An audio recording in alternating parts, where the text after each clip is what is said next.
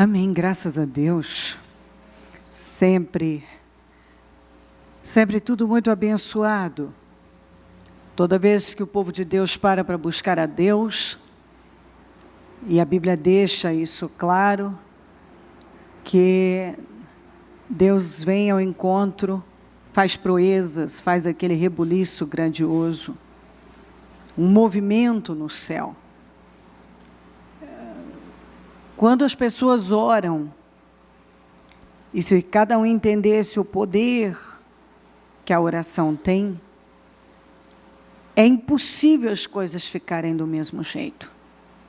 Por isso que você tem que, a cada dia, exercitar e transformar isso num hábito na sua vida. Uma dependência, que você se torne tão dependente que não consiga fazer nada diferente disso. Não consiga dar nenhum passo sem falar com Deus, orar a Deus,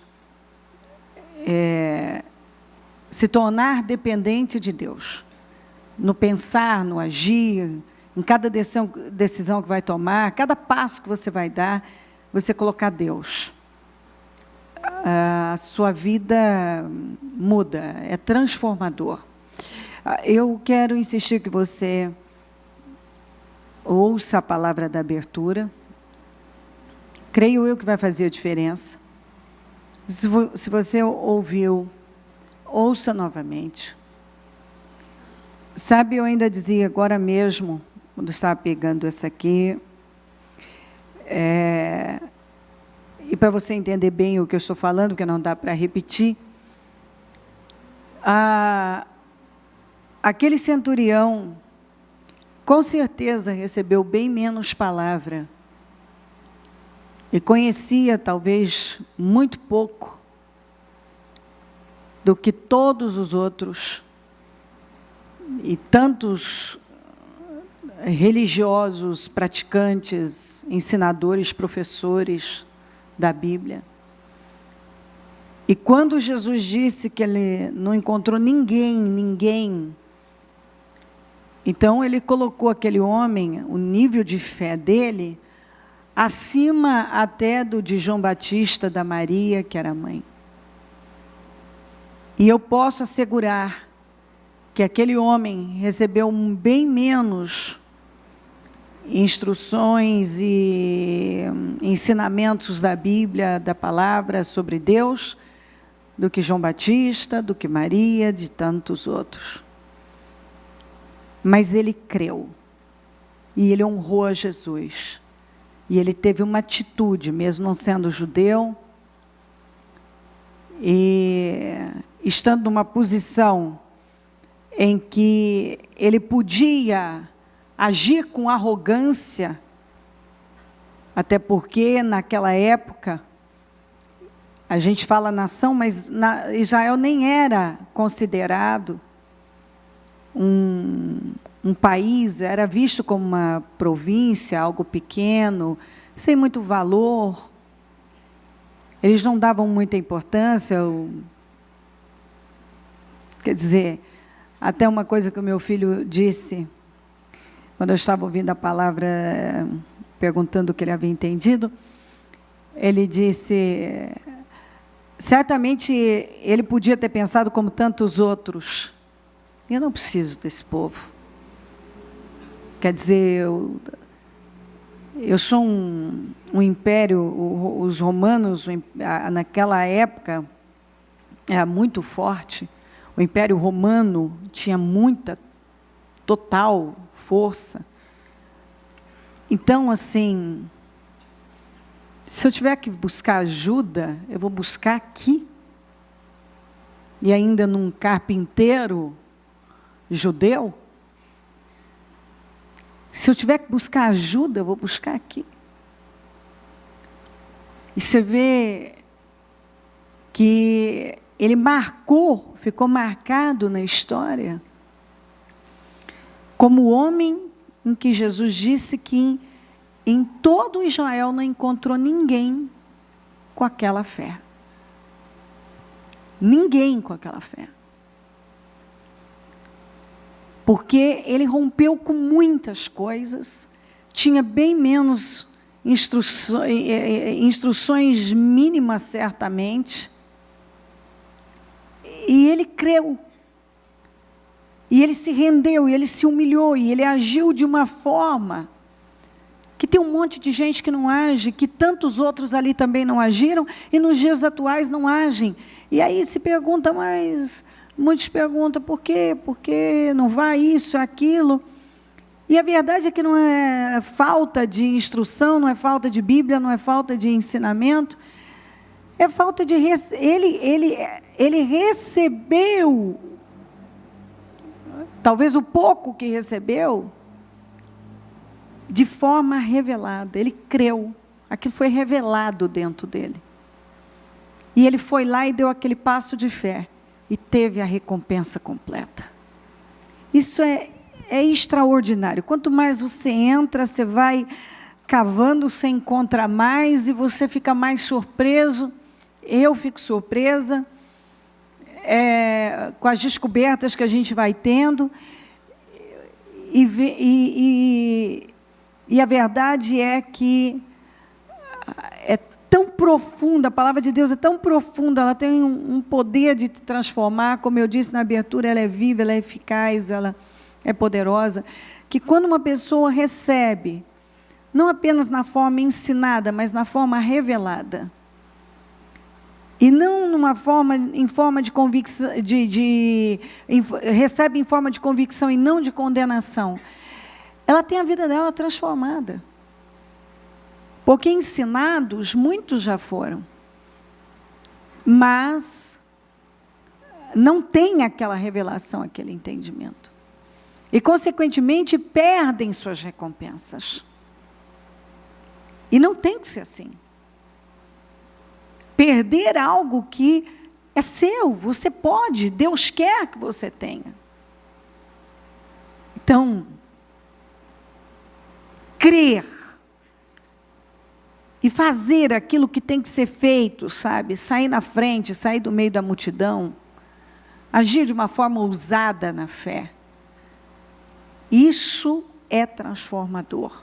Ouça a palavra de abertura, que eu acredito que vai ajudar muito e vai elevar o seu relacionamento com Deus, será estreitado, você vai, com certeza, em nome de Jesus, obter a revelação de Deus. Vamos para Josué 11, 15 a 23, no encerramento, que diz assim, essa parte nós vamos ler juntos, porque ela define, foi isso aqui que definiu. Vamos juntos, tudo o que o Senhor tinha ordenado a seu servo Moisés. Moisés ordenou a Josué, e Josué obedeceu, sem deixar de cumprir nada, de tudo, o que o Senhor tinha ordenado a Moisés. Aí só diga isso aqui comigo, assim. Ok. Então, foi isso aqui, ó. Ele não deixou de cumprir nada, de tudo. Sabe quando você recebe e você toma uma decisão? Se eu tenho direito a uma recompensa completa na minha vida, eu vou honrar a Deus completamente. Eu não vou viver recebendo uma coisa aqui e acolá, uma recompensa parcial, porque a minha obediência é parcial. Ou nenhuma recompensa, porque eu nunca termino o que eu comecei e eu não faço aquilo que Deus espera de mim. Deus me dá uma direção, mas eu faço do meu jeito. E quando você faz do seu jeito, é certo que você não vai ter recompensa nenhuma. Não é falta de ouvir. É falta de tomar uma decisão e dizer, chega, eu quero uma mente renovada, eu vou quebrar todos esses hábitos nocivos, eu vou demolir essas fortalezas mentais, eu vou trabalhar em Deus todas essas mudanças que precisam aqui dentro de mim. Eu sei Então eu não vou ficar aqui mais perguntando por que isso, Deus, ou isso é muito difícil, Deus, ou isso é aquilo. Espera aí, eu sei que se eu me submeter a Deus radicalmente, Deus vai me abençoar radicalmente. Por que se privar simplesmente porque você não quer ceder? Isso inclui tudo. Aí eu não vou perdoar aquela pessoa. Você que vai perder. Eu vou acabar com aquela pessoa. Você vai se dar mal. Eu não vou me submeter a isso aqui. Você vai ter perdas. Eu não dou conta de calar. Você vai continuar dando voltas ao redor do mesmo monte. Isso eu não dou conta. Eu não suporto isso. Mas Deus mandou você suportar? Mas é muito difícil. Não, Ele não manda você fazer algo sem te dar graça. Você tem graça para fazer. Você não está sozinho para fazer. Você pode fazer. Seja lá o que for, você pode fazer. Se Deus te orientou a fazer, se Ele te ordenou, você pode fazer. Escuta, preste muito atenção. Existem vários tipos de amor. Mas só um amor é apresentado na palavra de Deus, que é o ágape.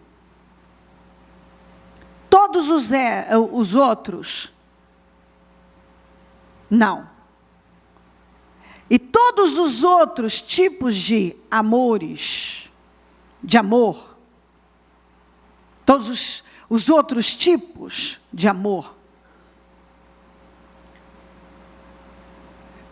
não podem te dar, não te dar suporte, sustentação, poder para você fazer o que Deus manda você fazer. Então, assim, se você for para cá, para lá, o mundo vai falar, o amor eros, que é o amor sexual, filho, que é o amor fraternal, tem um outro que eu esqueci agora, com outro tipo de amor. São essas representações, essas formas de amar, elas não te dão suporte, estrutura para você fazer o que você precisa fazer. Por isso que a Bíblia não fala de nenhum deles. A Bíblia não fala, a Bíblia fala do amor ágape. Porque o amor ágape é uma lei. E lei não tem sentimento. Não tem lei com sentimento. Lei é lei. Então, o amor ágape, ele é uma lei. Então, o amor na Bíblia é uma lei. É um mandamento. Então, quando se fala de uma lei, ela não tem sentimento. Eu tenho que cumprir. Porque senão eu não vou ser abençoado, eu vou ter consequências. Por não cumprir com uma lei. Como tantas as outras, você não dizimar e ofertar são leis. Dar prioridade a Deus é uma lei. O amor é uma lei. Por isso que ele não é sentimento. Porque lei não tem sentimento em lei.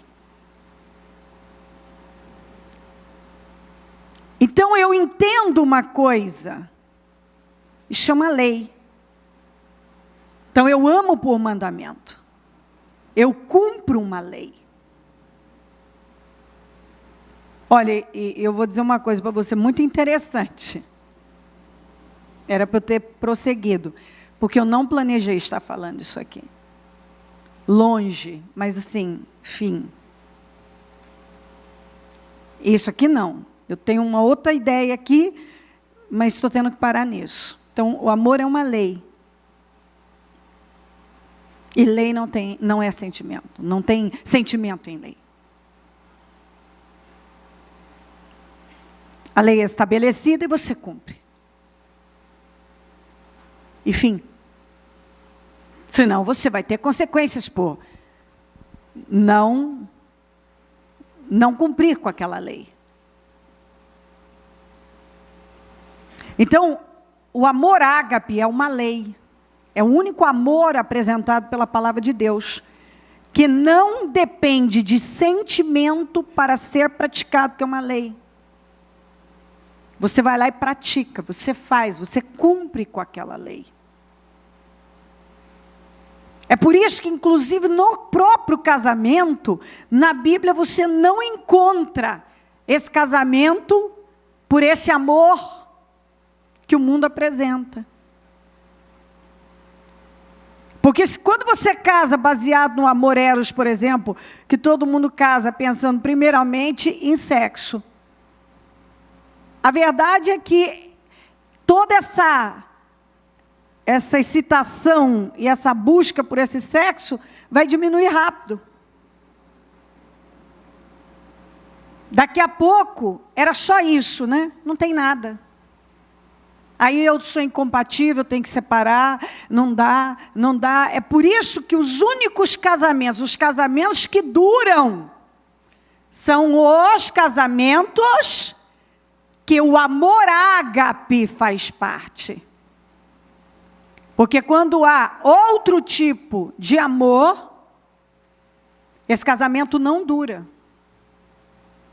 O único casamento que dura é aquele em que essa lei ela é cumprida. Porque, por exemplo, quando acontece, digamos então, algo grave, como adultério. Como o amor ágape é uma lei, e dentro dessa lei, dentro do caminhar em amor, está o perdoar, ele sofre, ele suporta, ele perdoa, e por aí vai. Eu teria que ler, porque é muita coisa. Então, com amor ágape, mas a Bíblia dá direito de Deus separar nisso? Não, sim, você tem. Você tem. Você pode, biblicamente, sim, você pode separar. Só que na hora, você pode pensar também as implicações todas. Talvez tenha muita coisa envolvida. E que, se você pratica essa lei, você perdoa. E você vira aquela página e você segue. Eu não estimulo ninguém a ser abusado, nem viver abusos, nada disso. Só que eu tenho que te ensinar uma forma inteligente de viver. Eu conheço muitos casais, eu tenho casais vários, inclusive eu tenho bispos na igreja, um bispo especificamente, que ele foi muito adúltero. E quando ele se tornou um homem de Deus, ele se tornou um homem extraordinário para a família. Cadê o Bruninho? É o pai do Bruno que eu estou falando. Cadê o Bruninho? Aqui, é aquele pequenininho, mas ele que está mais alto, ele já se gaba que ele cresceu mais que o pai dele. É o pai dele. O pai dele foi adúltero. O pai dele, por exemplo, deixava a mãe dele na porta da igreja e nas 2 horas que ela ia cultuar o Senhor, ele ia para a bagunça e voltava para pegar ela. E ele se tornou um pai de família muito abençoado. Então, assim, se ela tivesse levado aquilo e não tivesse considerado outras coisas e confiado em Deus, e praticado a lei do amor, ela não teria tido o segundo filho, o Bruno não seria certamente, talvez, possivelmente, um obreiro do Senhor, já foi criado na igreja, ele chegou, ela veio por causa dele, que era bebezinho doente, hoje ele já vai para 19 anos e é obreiro. Ele não estaria talvez nesse caminho que está, a história teria sido outra. Mas porque a mãe dele teve a capacidade de praticar a lei do amor, que é a lei da Bíblia, o amor que a palavra de Deus fala, que é o amor ágape, que é o único amor que a palavra de Deus apresenta. Todos esses outros aí, esquece. Isso aí são invenções. Não, o da palavra de Deus é o ágape. Por isso que o único casamento capaz de dar certo e permanecer é o que é praticado, o amor ágape, que é uma lei. E assim por diante, as pessoas mais felizes, as pessoas estruturadas, as pessoas que sorriem realmente para o futuro, são aquelas que têm guardado o coração. Mas para você guardar o seu coração, você precisa praticar a lei do amor. E esse amor que a palavra de Deus fala é o amor ágape. Não tem outro amor na palavra de Deus. E o amor ágape é o amor incondicional. É o amor que é capaz de superar qualquer coisa. Esse amor da palavra de Deus é capaz de superar qualquer coisa. Qualquer coisa. Ele supera. Qualquer um. E as pessoas que entendem, elas se tornam pessoas invencíveis. Porque essa é a coisa mais difícil. Essa lei, ela é difícil de ser praticada. E você deve começar a olhar para ela e tomar decisões na sua vida de praticá-la. Porque ela vai revolucionar a sua vida. Completamente. E eu não vou ter tempo para isso, porque eu quero terminar de ler o resto. Em nenhum momento também eu falei do casamento, porque deve haver alguém com necessidade de ouvir isso, porque senão não teria entrado nisso. Deus não me levaria, o Espírito Santo não me levaria para isso.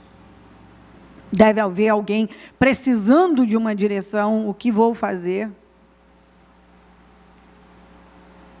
Você tem todo o direito, mas pense, ouça o que o Espírito está dizendo. Eu não sei, não sou eu não tomo decisões por ninguém, eu tenho que tomar por mim. Por isso que ninguém deve me fazer essa pergunta, o que eu devo fazer? Não, eu te dou uma direção à luz da palavra. E através da palavra você vai tomar a sua decisão. A decisão é totalmente sua na vida. O que você vai fazer com a sua vida? Você recebe uma palavra dada pelo Espírito Santo, e aí o que você vai fazer com ela tem que ser, é sua decisão. Totalmente sua.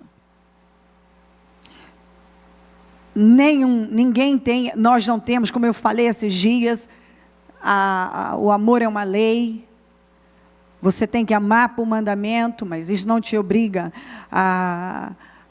com outros tipos de situações, ter que conviver, etc. Mas isso tem outras mensagens, já falei sobre isso, não dá agora para ir. O que eu creio que Deus está lutando para fazer alguém ou algumas pessoas entenderem é que o amor da palavra de Deus só tem um, que é o ágape. E ele é uma lei. E essa lei, ela tem o poder de eu falei ainda esses dias, é como um varal, bem esticadinho, firme. Tudo que você pendura nesse varal fica. Mas quando dentro de você há ódio, há todo tipo de ressentimento, e você vive revoltado com o outro, e ataca o outro, e está rancoroso, e aí se torna uma pessoa rancorosa, invejosa, e cheio de um monte de coisas. Esse varal já caiu. Porque o varal é esse amor, que é uma lei. Então aí tudo que você faz, vai embora. Mas se você não faz, você fica tentando fazer várias coisas e nada firma, porque o varal não está firme, ele cai. Ele caiu já, aliás. Mas quando ele está bem firme, tudo que você pendura, ou seja, tudo que você faz, você vê fluir. Você vê uma mudança. Então, até para você se casar, não é só para quem está casado, até para você se casar, você persegue o amor ágape e não os outros tipos de amor. Porque se você casa porque você tem atração física por uma pessoa, então, se você perder essa atração, você perdeu o seu casamento. E casamento é uma decisão muito séria, e a Bíblia, em nenhum lugar da Bíblia, te obriga a ser casado. E é possível você ser totalmente feliz solteiro. Essa é a verdade. Por isso que para você casar, você precisa estar com a sua vida, você está realizado, você não pode jogar todas as suas necessidades em cima de uma pessoa, porque senão você vai se frustrar, você vai ter um casamento frustrado. Pena que um grande número de pessoas não sabia disso. Nós vamos aprendendo coisas ao longo da vida. E aprendendo com Deus à medida que você conhece a Deus. Então, assim, nenhum lugar da Bíblia fala que você tem que ser obrigado a casar. E 2, é o maior engano dizer que porque você casou, você é feliz. Tem mais gente infeliz casada do que gente solteira. Tem mais gente solteira feliz e mais gente infeliz casada. Até porque os casamentos são baseados na atração, na parte sexual, e depois, quando isso desaparece ou esfria muito, a graça se vai, não tem nada para sustentar. Nada. E aí é onde aí vira um inferno. Se não tiver algo maior, você está com a sua vida estruturada, você está feliz, está realizado, bom, e eu decidi, eu quero casar. Mas agora não vá atrás desses todos esses amores, esses tipos de amor que a Bíblia, que o mundo apresenta, vá no amor ágape. Se case baseado no amor ágape. Porque é o único que vai dar suporte a essa união. Nenhum outro. Então, obedecer. Abra o leque e vá. E a maioria das pessoas, elas estão desobedecendo a Deus, nessa área sentimental, onde elas, e quando eu falo sentimental, eu estou falando, elas cheias de sentimentos, e são movidas por sentimentos, eu acho, eu penso, eu sinto, aquela coisa errada toda, prega-se tanto sobre sentimento, e o que a gente mais encontra é isso, então, é que eu estou sentindo, mas você está ouvindo o quê? Você não vê que muitas vezes eu vejo pessoas que elas estão, tudo na vida delas, elas estão com raiva. O que é? Sentimento. Elas estão frustradas, sentimento. Elas estão querendo acabar com alguém, sentimento. Elas estão assim, mil coisas, abre aí. Coisas e coisas. Sabe, querem fugir de uma coisa, tudo sentimentos. E vão judiando com a vida, vão acabando aí. Mas aí você abre, tem tantas coisas que Deus está dizendo, faça assim, e você já ouviu, mas às vezes a pessoa não está ouvindo. Ela está escutando, ela não está levando aquilo a sério. Tudo o que o Senhor tinha ordenado ao seu servo, Moisés ordenou a Josué, e Josué obedeceu, sem deixar de cumprir nada de tudo que o Senhor tinha ordenado a Moisés. Assim Josué, foi desse jeitinho, não deixando passar nada. Que daí você tem que ver o que é que Deus está falando com você, que está passando e está impedindo coisas na sua vida.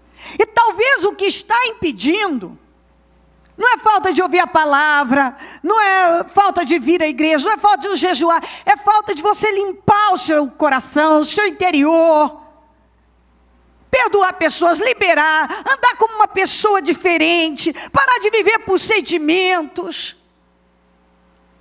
Para de ceder a covardia. E olha um dia para cá, olha para lá. Assim Josué, foi assim que Josué conquistou toda, diga toda aquela terra. Isso, ele conquistou toda aquela terra. E aí dá os detalhes. Ele conquistou toda aquela terra, a Serra Central, diga todo. O Neguebe, diga toda. A região de Gozém, a Cefelá, a Arabá, os montes de Israel e as suas planícies, desde o Monte Alaque, que se ergue na direção de Seir, até Baal-Gade, no Vale do Líbano, no sopé do Monte Hermon. Ele capturou todos os reis e os matou. Quanto poder! Josué guerreou contra todos esses reis por muito tempo. Também não foi, ele conquistou da noite para o dia, foi num ano, não. Foi por muito tempo, vencia um, vencia outro, e conquistava, ele foi conquistando, obedecendo, e cada guerra vencia, outra guerra vencia, e outra, e ele não parou, até atingir tudo. É diferente. Mas eu lutei. Você vai ter que lutar a vida inteira. Não me fala isso, bispo. Eu achei que não. Eu achei que em 2017 eu não ia ter que lutar. Até morrer. Você vai ter que lutar. Você conquista uma terra. Vem alguém querendo tomar a sua terra. Agora você quer outra terra. E agora você tem que defender essa terra. E você defende e vence. E agora você quer mais uma terra. Mas tem inimigos naquela terra. E você tem que desapossá-lo de lá. E assim é a vida. E levanta outro inimigo. E você guerreia contra ele. E uma outra situação. Pode ser um inimigo da saúde. Um inimigo familiar. Pode ser um inimigo na sua vida espiritual. Pode ser um inimigo financeiro. Não sei, sempre teremos. Mas com a segurança e a garantia absoluta que sempre venceremos tudo. Absolutamente tudo. Ele guerreou por muito tempo, mas conquistou. Com exceção dos heveus que viviam em Gibeon, nenhuma cidade, só os heveus quiseram fazer paz com Israel. O resto. E você quer saber, eu gosto disso. Eu adoro a palavra conquista, ninguém me deu nada, eu adoro isso. Eu entendo perfeitamente quando o rei de Sodoma e Gomorra quis dar as coisas de Sodoma, quis dar as coisas a Abraão, e Abraão não, não pego não, porque vai ficar registrado na história, foi você que enriqueceu Abraão. E aí, aqueles que queriam pegar, e agora e derrubar a fé do Abraão, pregaria. Não foi Deus não, foi o rei de Sodoma que deu para Abraão. Foi não. Foi rei de Sodoma. Ele pegou. E ali ele ficou ricão. Entendeu? E quer saber? Ele já foi com segundas intenções. E até um idiota qualquer, ou alguns idiotas, ou tantos idiotas, tem tanto idiota na terra, ele ia pegar, quer saber? Ele já foi com a intenção, que ele pensou, eu faço isso, depois eu tomo o meu, e isso dá outra pregação.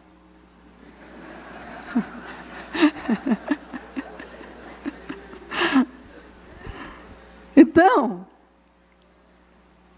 eu entendo isso, com exceção dos heveus, nenhuma cidade fez paz a Israel. Quer dizer, para você que está aí, é muita luta.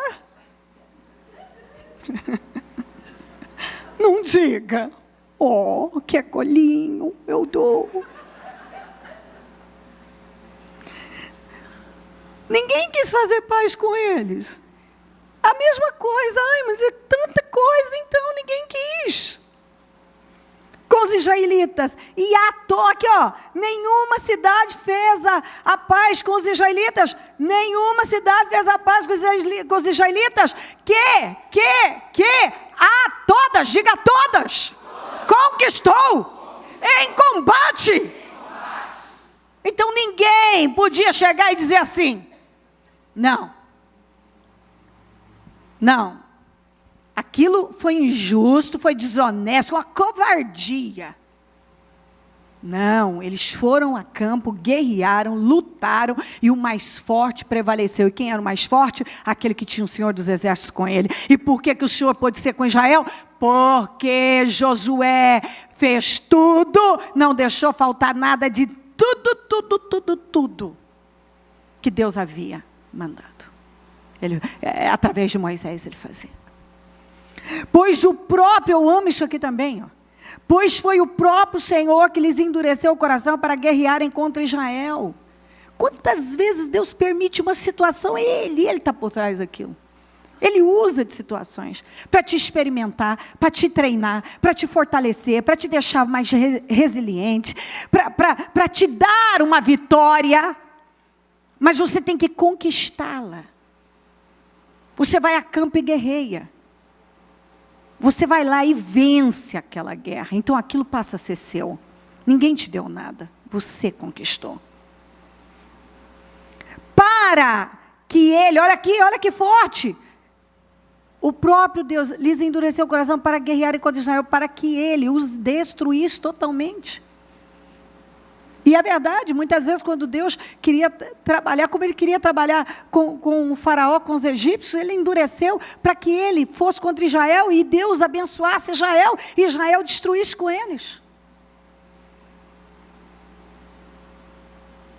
E que naquele caso foi o Senhor que abriu o mar e depois eles não tiveram chance de voltar, morreram. Mas eles estavam perseguindo. Exterminando-os sem misericórdia. Como o Senhor tinha ordenado a Moisés. Naquela ocasião, Josué exterminou os anaquins. Lembra dos anaquins? Que aqueles 10 líderes desistiram de entrar na terra por causa deles. Aqui ele venceu. Quantas vezes eu vi gente desistir das coisas, porque eu não dou conta de lutar contra isso. Isso é muito grande, eu vou me embora. E quem enfrentou os anaquins eram deles também. É o que eu falei outro dia, numa quarta-feira. O Golias era do Saul. O Saul não quis enfrentar, Davi quis, e depois ele passou a vida gemendo miseravelmente de inveja contra o Davi. Mas peraí, o Golias era dele, filhinho é seu, faça o que você quiser. Mas ele preferiu ir para um buraco qualquer junto com o exército e se esconder. Aí um homem de coragem vai lá e enfrenta e muda a sua vida, a sua reputação e fica famoso. Agora eu estou com raiva dele. Agora o Davi tinha que pedir desculpas por ter enfrentado Golias. E agora ficou famoso e todo mundo estava honrando o nome dele. E o Saul não estava suportando toda a honra do Davi. Porque esse é o problema de quem não faz o que tem que fazer. Ele não faz, mas não suporta ver o sucesso daquele que faz. E depois termina seus dias miserável, gemendo, de inveja, porque ele não faz, mas não suporta ver quem faz e tem a recompensa completa, porque ele terminou sem nenhuma. Aqui, daquela ocasião, Josué exterminou os anaquins dos montes Hebron, e de Debir e de Anabe, de todos os montes de Judá e de Israel. Josué destruiu-os totalmente, e também as suas cidades. Mas lembra que foi só ele e Josué que decidiram enfrentar, só o Josué e o Caleb que decidiram enfrentar, o restante ninguém quis enfrentar. Está aqui, eles venceram.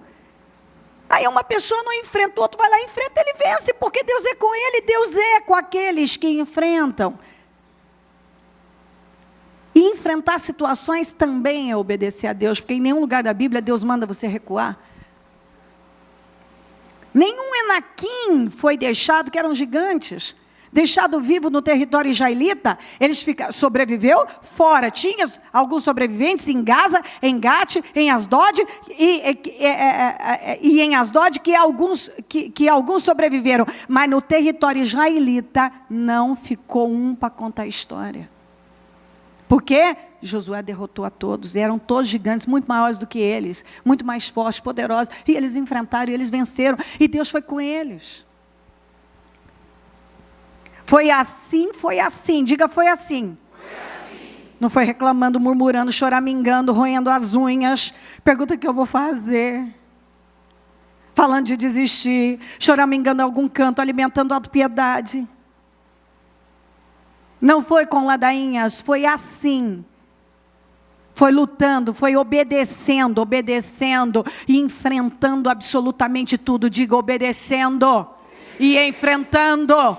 Obedecendo e enfrentando. Foi assim que Josué conquistou diga toda a terra, conforme o Senhor tinha dito a Moisés, e deu-a por herança a Israel, repartindo-a entre as suas terras, as suas tribos, e a terra teve descanso de guerra. Aleluia. Aleluia. Se você ouvir a Deus, se você agora fizer aquela vasculha e falar, não, Deus está falando isso comigo, eu vou fazer. Eu não vou mais deixar passar. Trabalha com uma cabeça diferente. Você tem que entrar na mente de Deus e começar a trabalhar com a mente de Deus. Você não pode mais usar a sua mente. Você tem a mente de Cristo, você tem que trabalhar com a mente de Cristo, não com a sua, senão você não vai longe. E eu acredito que esse aqui não deve ser para alguém específico, mas que Deus é tão amoroso que deixa, que é aquela parte da Ana, que eu vou ler só esses 3 versículos, que é em 1 Samuel 1, 11, 19 e 20, e fez um voto dizendo, ó Senhor dos exércitos, se tu deres atenção à humilhação de tua serva, te lembrares de mim e não te esqueceres de tua serva, mas lhe deres um filho, então eu o dedicarei ao Senhor por todos os dias da sua vida, e seu cabelo e a sua barba nunca serão cortados. 19, na manhã seguinte, eles se levantaram e adoraram o Senhor. Então voltaram para casa em Ramã. Eucana teve relações com sua mulher Ana, e o Senhor se lembrou dela. Assim, Ana engravidou, e no devido tempo deu à luz um filho, e deu-lhe o nome de Samuel, dizendo, eu o pedi ao Senhor. Eu não botei todo o resto porque é longo, mas você conhece a história, se não conhece eu lembro um pouco. Eucana tinha 2 mulheres, Penina e Ana. Penina era fértil, dava filhos a ele todo ano. Mas Ana era estéril e não dava filhos. E a Penina provocava a Ana, humilhava a Ana, acabava com a Ana. Mas o Eucana amava a Ana.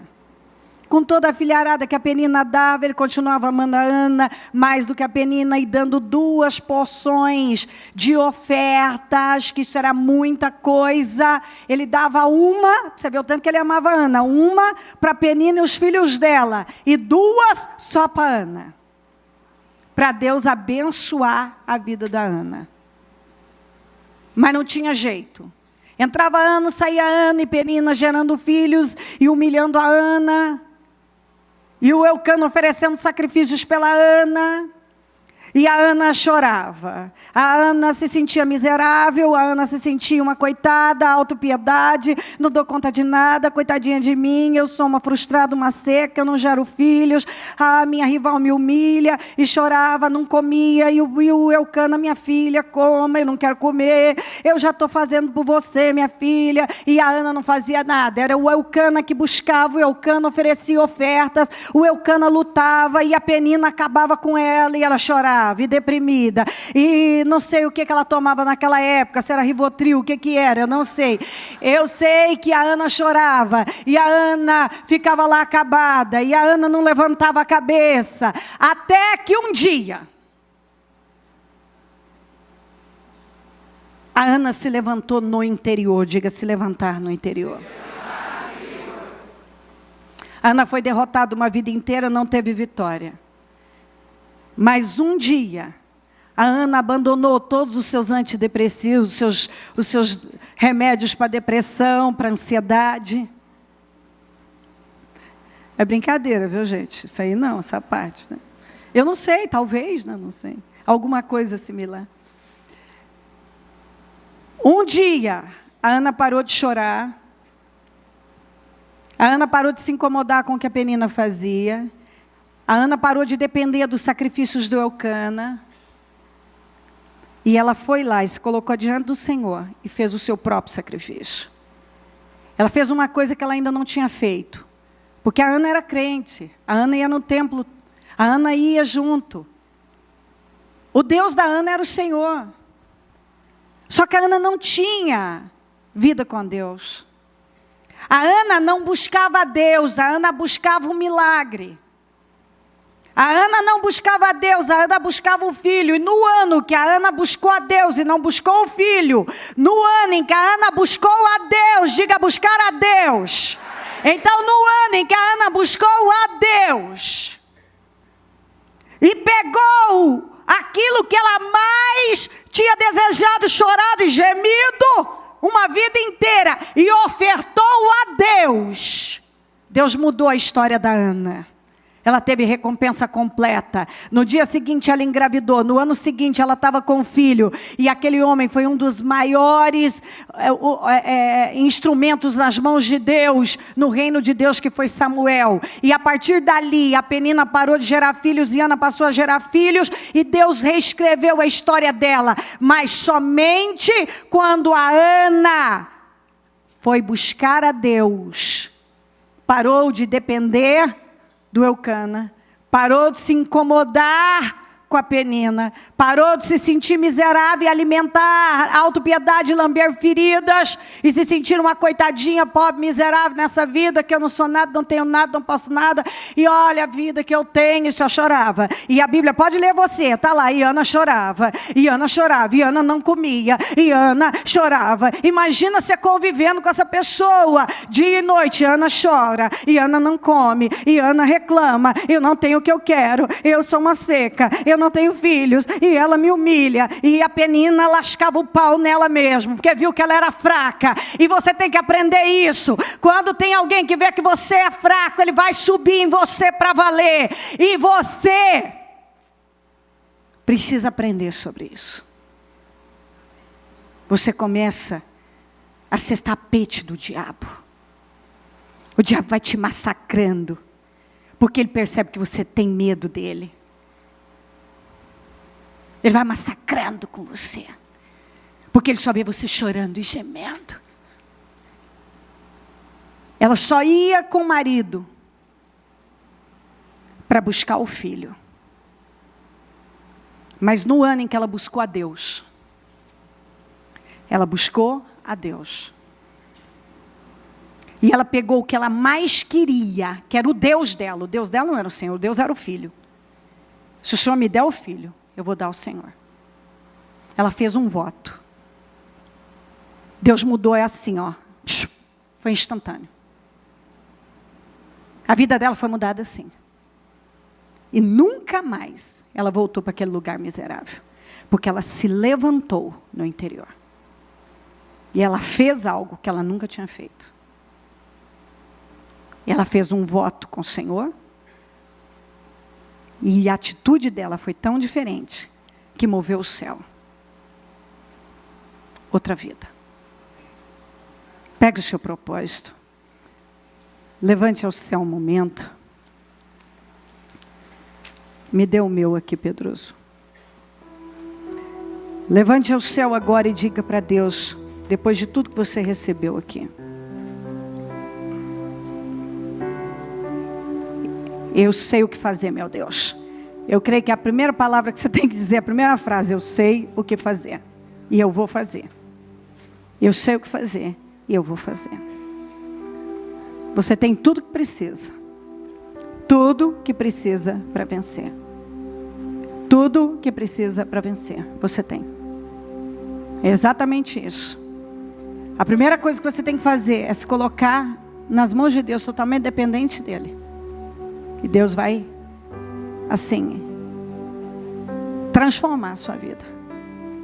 Não é a palavra da Cleo, é a palavra de Deus. Eu não tenho poder para nada, para fazer nada nem por mim, se Deus não for comigo. Mas Ele vai fazer. Ele vai fazer. Ele vai fazer na sua vida. Senhor, eu apresento tudo que essa pessoa colocou diante do Senhor agora, eu consagro ao Senhor. E eu determino isso solucionado, isso mudado. Isso completamente mudado para a honra e a glória do Teu nome. Eu determino completamente mudada a vida dessa pessoa. Que ela se vista dessa palavra agora. Que ela se vista dela neste momento. Que ela entenda perfeitamente, que ela receba essa mensagem em forma de revelação. E que ela faça o que ela está ouvindo do Senhor. E que ela tenha a vida dela completamente transformada para a honra e a glória do seu nome. Diga a Deus que você confia nisso. Diga a Deus que você tem convicção que você vai sair daqui com a sua vida definida, com a sua vida abençoada. Que o que você veio buscar, você está levando para a honra e a glória do nome do Senhor Jesus. Em nome de Jesus. Coloca a sua mão nesse propósito e diga: tudo que eu coloquei aqui, pela minha fé, já foi mudado. Em nome de Jesus Cristo. Em nome de Jesus. Amém? Amém e amém.